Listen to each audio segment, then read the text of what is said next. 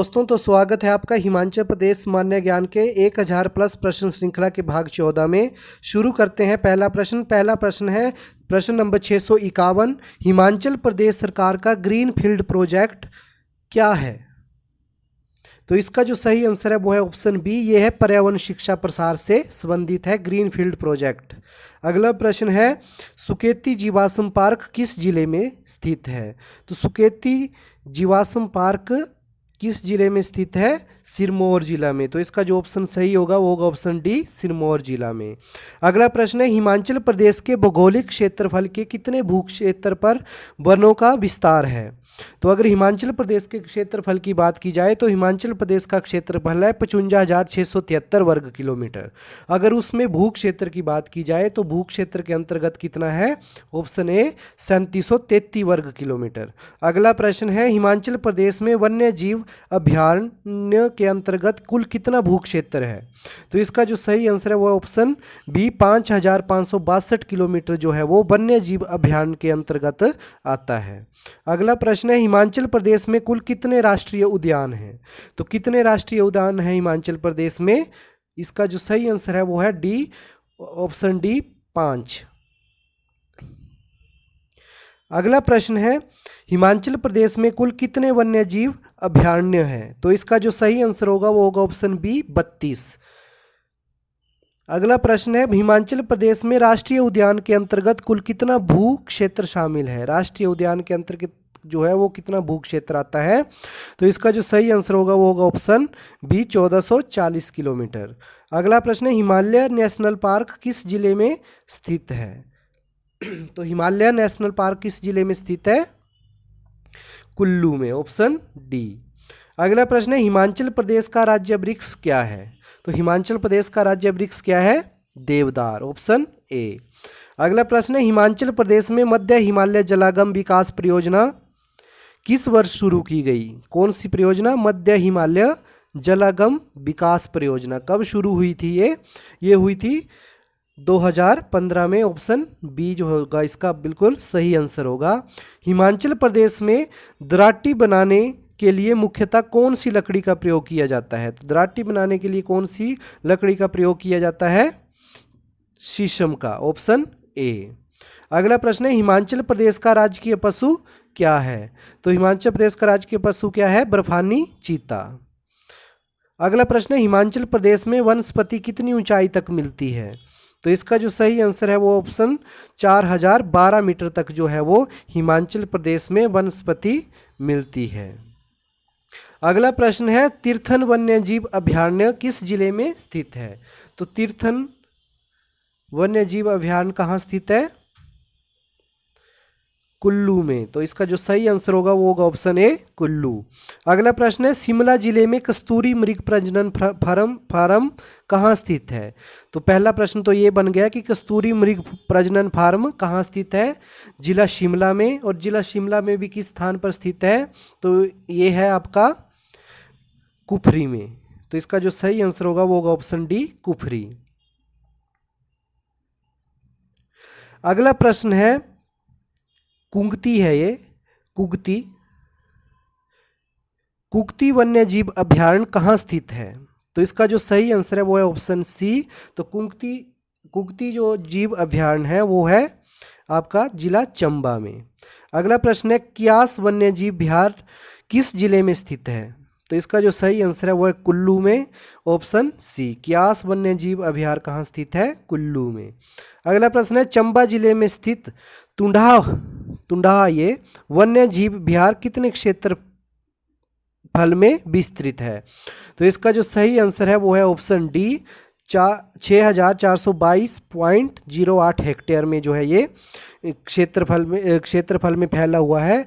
और दूसरा प्रश्न ये बन जाता है कि तुंडा वन्य जीव अभयारण्य जो है वो कहाँ स्थित है? तो ये कहाँ स्थित है? चंबा जिले में। अगला प्रश्न है निम्न में से किस स्थान पर मधुमक्खी पालन केंद्र स्थित है? तो मधुमक्खी पालन केंद्र कहाँ स्थित है? सरोल में। सरोल कहाँ है? चंबा में। अगला प्रश्न है हिमाचल प्रदेश के भौगोलिक क्षेत्रफल का कितना क्षेत्र स्थायी रूप से बर्फ से ढका रहता है? तो इसका जो सही आंसर है वो है 16,376 वर्ग किलोमीटर जो है वो स्थायी रूप से बर्फ से ढका रहता है, और हिमाचल जो है बर्फ के लिए जाना भी जाता है। हिमाचल बोटेनिकल गार्डन शिमला कहाँ पर स्थित है? तो इसका जो सही आंसर है वो है ऑप्शन ए, कुफरी में। बोटेनिकल गार्डन कहाँ पे स्थित है हिमाचल का? कुफरी, शिमला में। अगला प्रश्न है, काला टोप खजियार वन्यजीव अभयारण्य हिमाचल प्रदेश के किस जिले में स्थित है?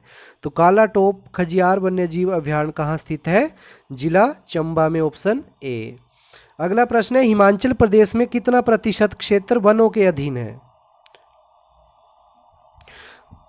तो ये जो प्रश्न है वो गलत है, तो इसको रहने दो। अगला प्रश्न है, हिमाचल प्रदेश में क्याग पशु कहाँ पाया जाता है? तो इसका जो सही आंसर है वो है ऑप्शन सी, अ और व दोनों, मतलब किन्नौर और लाहौल स्पीति में जो है वो क्याग पशु पाया जाता है। इससे पहले हमने क्यास वन्यजीव अभयारण्य पढ़ा था, वो वन्यजीव अभयारण्य था वो कहाँ था? कुल्लू में स्थित। और क्यांग क्या है? पशु है, और ये मुख्यतः कहाँ पाया जाता है? किन्नौर में पाया जाता है और लाहौल स्पीति में भी होता है क्यांग पशु। अगला प्रश्न है, द्रंग घाटी वन्य जीव अभयारण्य जो कि 171.50 वर्ग किलोमीटर क्षेत्र में फैला हुआ है, किस जिले में है? तो द्रंग घाटी वन्य जीव अभयारण्य कहाँ स्थित है? आपने याद रखना है, शिमला में, जिला शिमला में स्थित है द्रंग घाटी वन्य जीव अभयारण्य। अगला प्रश्न है, राष्ट्रीय वन नीति के तहत हिमाचल प्रदेश जैसे पर्वतीय राज्य में भौगोलिक भूभाग का कितना प्रतिशत वन वांछित होना चाहिए? तो वो राष्ट्रीय वन नीति के तहत कितना होना चाहिए? 676 का जो सही आंसर होगा वो होगा ऑप्शन डी, 50% जो है ये इसके अंतर्गत होना चाहिए। हिमाचल प्रदेश का सबसे बड़ा राष्ट्रीय उद्यान कौन सा है? तो इसका जो सही आंसर है वो है ऑप्शन बी, ग्रेट हिमालयन राष्ट्रीय उद्यान, जो कहाँ स्थित है? जिला कुल्लू में। ये जो है हिमाचल प्रदेश का सबसे बड़ा उद्यान है। हिमाचल प्रदेश में कुल कितने राष्ट्रीय उद्यान हैं? 5। अगला प्रश्न है, हिमाचल प्रदेश में लगभग कितना क्षेत्र पुष्प खेती के अंतर्गत आता है? तो कितना आता है? 156.19 हेक्टेयर। अगला प्रश्न है, हिमाचल प्रदेश के कुल वनों का कितने प्रतिशत भाग यमुना और सतलुज नदी की पूर्व घाटियों में स्थित है? तो कितना है? इसका जो सही आंसर है वो है ऑप्शन ए, 57% जो है वो यमुना और सतलुज नदियों की पूर्वी घाटियों में स्थित है। अगला प्रश्न है, प्रदेश के कुल वनों का कितने प्रतिशत भाग ब्यास और रावी नदियों की पश्चिमी घाटियों में स्थित है? तो ये जो है वो 42% है, ऑप्शन सी। प्रदेश के वनों में वृक्षों एवं पौधों की लगभग कितनी ऐसी प्रजातियां पाई जाती है जिनका औषधियों में प्रयोग किया जाता है? तो औषधियों में कितनी प्रजातियां ऐसी जिनका प्रयोग किया जाता है हिमाचल प्रदेश में? तो ये है ऑप्शन बी, 1500 से लगभग प्रजातियां जो है वो पाई जाती है हिमाचल प्रदेश में, जिनका प्रयोग किसके लिए किया जाता है? औषधियां बनाने के लिए किया जाता है। प्रदेश के वनों में अधिकांश रूप से किस प्रकार के वृक्ष पाए जाते हैं? अगर हिमाचल प्रदेश की बात की जाए तो वहाँ पे किस प्रकार के वन जो है वो अधिकतर पाए जाते हैं? तो किस प्रकार के वन पाए जाते हैं? देवदार भी पाया जाता है, ओक भी पाया जाता है और सप्रूस भी पाया जाता है। तो इसका जो सही आंसर होगा वो होगा ऑप्शन डी, उपयुक्त सभी। हिमाचल प्रदेश में फलों के अधीन कुल क्षेत्र कितना है? तो फलों के अधीन कितना क्षेत्रफल है? 22,9202 हेक्टेयर, ऑप्शन ए। अगला प्रश्न है, प्रदेश के लाहौल, किन्नौर व पांगी क्षेत्रों में किस प्रकार के वन स्थित है? तो किस प्रकार के हैं? पर्वतीय वन भी है, ये आर्द्र पर्वतीय वन भी बोलते हैं, उप पर्वतीय वन भी बोलते हैं, और इसका सही आंसर हो जाएगा ऑप्शन डी। अगला प्रश्न है, प्रदेश के पर्वतीय वन समुद्र तल से कितने मीटर की ऊंचाई पर स्थित है? तो इसका जो सही आंसर है वो है ऑप्शन ए, 3650 से 4650 मीटर। अगला प्रश्न है, प्रदेश में मंडी और ब्यास नदी के किनारे किस प्रकार के वन पाए जाते हैं? किस प्रकार के वन पाए जाते हैं यहाँ पे? उपोष्ण कटिबंधीय झाड़ी वन। अगला प्रश्न है, प्रदेश के आंध्र शीतोष्ण कटिबंधीय वन समुद्र तल से कितने मीटर की ऊंचाई पर स्थित है? यह 1500 से लेके 2000 मीटर तक, ऑप्शन बी। अगला प्रश्न है, प्रदेश के नाहन एवं होशियारपुर क्षेत्रों में प्रमुख रूप से किस प्रकार के वृक्ष पाए जाते हैं? तो ये पाए जाते हैं आपके साल के वृक्ष, ऑप्शन बी। अगला प्रश्न है, शीतोष्ण कटिबंधीय कंटीले वन प्रदेश के किस क्षेत्र में पाए जाते हैं? तो इसका जो सही आंसर होगा वो होगा उपयुक्त सभी, नालागढ़, पंचाड़ और लाहौल स्पीति। अगला प्रश्न है, प्रदेश के उत्तरी शीतोष्ण कटिबंधीय पर्णपाती वन समुद्र तल से कितने मीटर की ऊंचाई पर स्थित है? तो इसका जो सही आंसर है वो है ऑप्शन ए, 1200 मीटर से ऊपर। अगला प्रश्न है, प्रदेश के शीतोष्ण कटिबंधीय एवं मिश्रित वनों में प्रमुख रूप से किस प्रकार के वृक्ष पाए जाते हैं? इसका जो सही है वो ऑप्शन वो है ओक के वृक्ष। अगला प्रश्न है, प्रदेश के उपोष्ण कटिबंधीय चीड़ वनों में प्रमुख रूप से कौन से वृक्ष पाए जाते हैं?